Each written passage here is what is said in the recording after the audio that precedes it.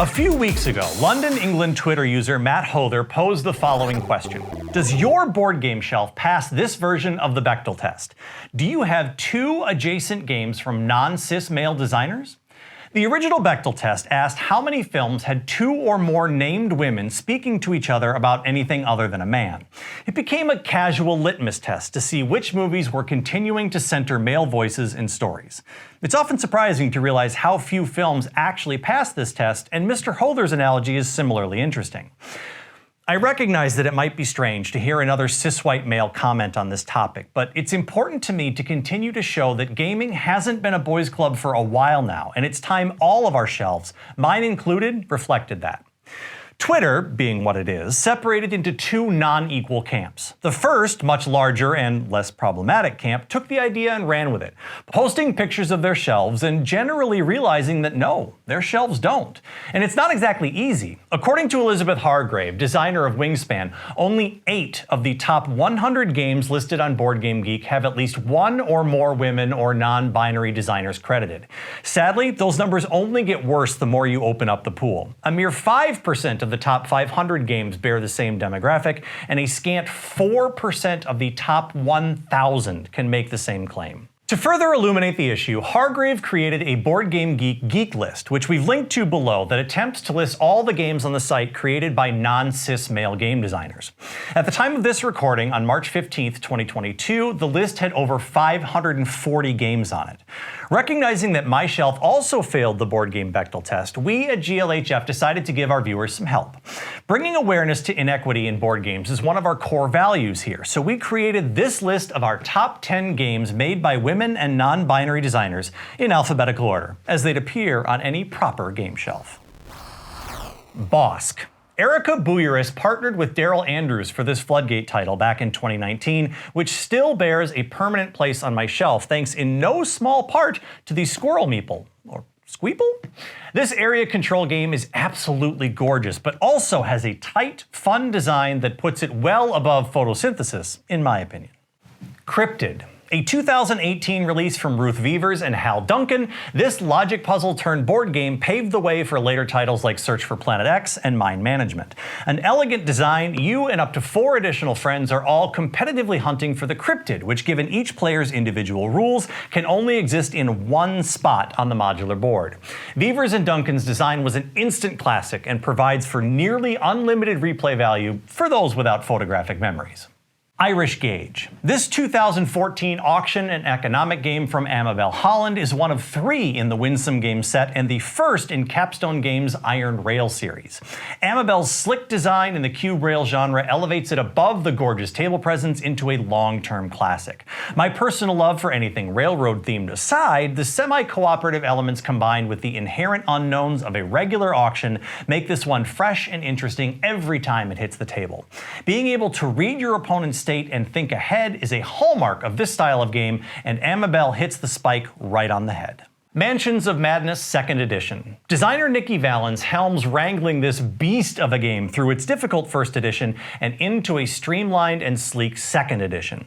This 2016 release makes work of a mobile app to handle the otherwise kludgy and fiddly elements of what is now a brilliant dice combat system with some dungeons/house crawling. The addition of separate modules and scenarios allows new writers and designers to build widely varying content, including a much longer campaign built almost entirely around deduction and logic. Valens' design helped usher this game back onto the table for many people disillusioned by the first, and FFG published several expansions before officially closing the gaping maw in 2021. Medium. A party game of mind reading and immediate, oh, I should have said that, you're right, hilarity from Danielle Dealey, Lindsay Sherwood, and Nathan Thornton. We reviewed this back in 2019 when it came out, and we stand by it as a strong recommendation for the right group. Trying to groupthink the intersection of 2 words is much harder than you think it will be most of the time, but as you play it more and more with your crew, you'll all start to come together a bit more. Follow my advice and enjoy this one as an activity rather than a game, and you won't be disappointed in the least.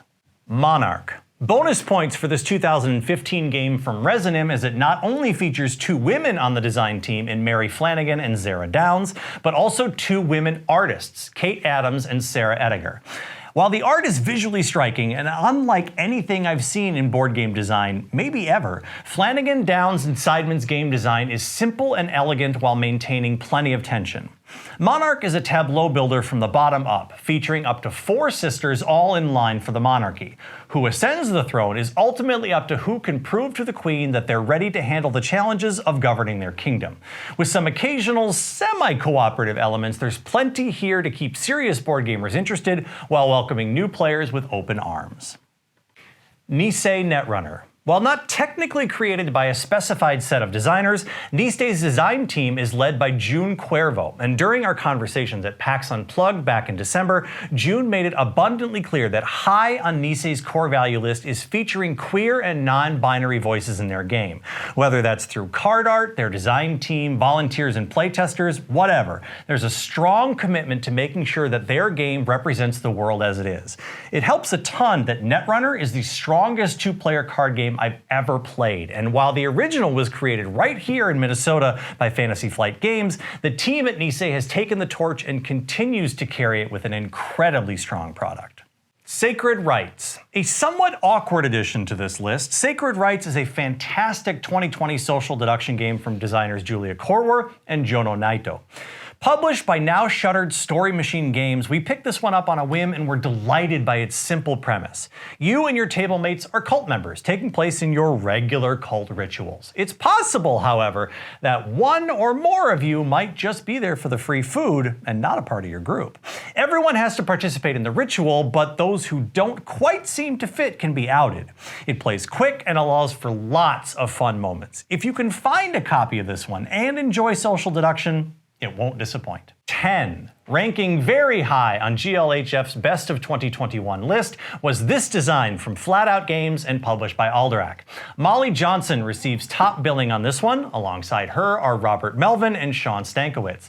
10 is a push your luck set collection game featuring a very light bidding mechanic where you and your friends attempt to build a full set of cards 1 through 9 of 4 different suits. There aren't enough cards in the deck for everyone to get a full suite though, so you need to capitalize on other players pushing too hard. Molly is a core member of Flat Out's design collective, and their absolutely outstanding portfolio includes Cascadia, Calico, and this year's newest edition, Verdant. If it says Flat Out on the box, it's worth having on your shelf. Wingspan. Lastly, in our alphabetical list, we have the juggernaut that is Wingspan.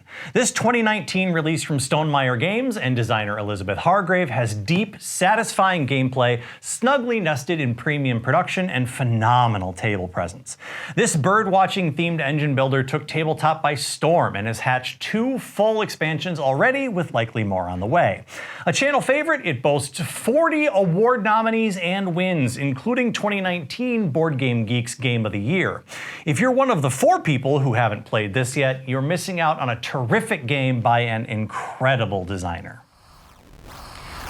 And that's our 10. I hope we've introduced you to not only some great new games, but also to the fact that confronting inequality in our spaces and challenging it head on is the only way to get rid of it completely. We here at GLHF love board games because they always start from a place of balance and require skill, foresight, thinking, and often luck in order to come out on top. We think it's high time that board gaming as a hobby started catching up. If we missed any of your favorite games, please sound off in the comments below, and as always, help protect the game population. Always leave your cards.